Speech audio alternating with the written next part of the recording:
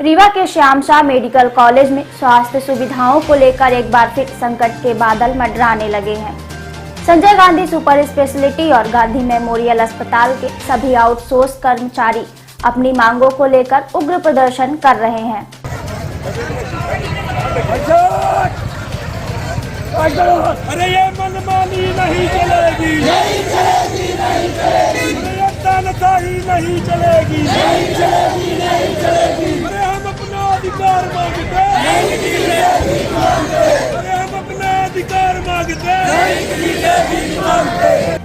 Outsource कर्मचारियों ने कहा कि कंपनी के द्वारा हिटलरशाही रवैया अपनाया जा रहा है और जो भी हड़ताल में अगुआ बनता है उसे या तो नौकरी से निकाला जा रहा है या फिर उनका ट्रांसफर कर दिया जा रहा है। दरअसल श्याम शाह मेडिकल कॉलेज में एजाइल कंपनी के द्वारा साफ सफाई सहित अन्य व्यवस्थाएं देखी जा रही हैं। इसके पहले यूडीएस कंपनी यहां काम कर रही थी।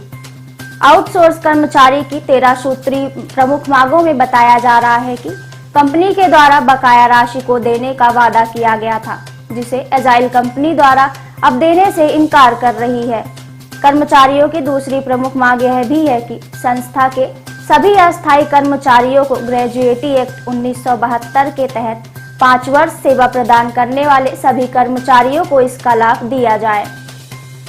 इधर साफ सफाई के लिए जो भी सामग्री उपलब्ध कराई जानी चाहिए वह कर्मचारियों को उपलब्ध नहीं कराई जाती है, जिसके कारण वह संक्रमण का शिकार हो रहे हैं। इस बात को लेकर कई बार कर्मचारियों ने आवाज उठाई, लेकिन उनकी आवाज को दबा दिया गया।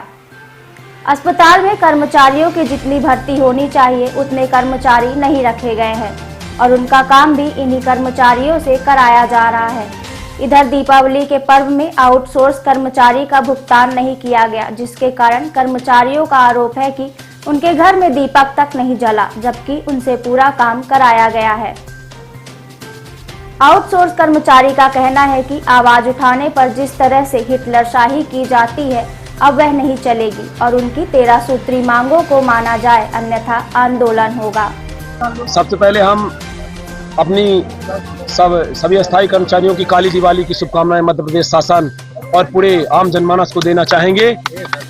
हम बताना चाहेंगे कि मध्य प्रदेश शासन द्वारा गाइडलाइन जारी की गई थी कि अस्थायी कर्मचारियों का मानदेय 28 तारीख को प्रदान किया जाए, पर अस्थायी कर्मचारियों को प्रदान किया गया। कुछ जो अन्यत्र विभागों में अस्थायी कर्मचारी भी काम करें उनको भी प्रदान किया गया, पर एजाइल कंपनी के मनमानी के द्वारा पिछले माह भी 17 तारीख को 1.5 महीने बाद मानसिक श्रम दर प्रदान किया गया और इस माह आज दिवस तक कोई न तो बोनस, न तो 1 रुपए की दिवाली की राशि, न तो मानसिक श्रम दर की प्राप्ति कराई गई है।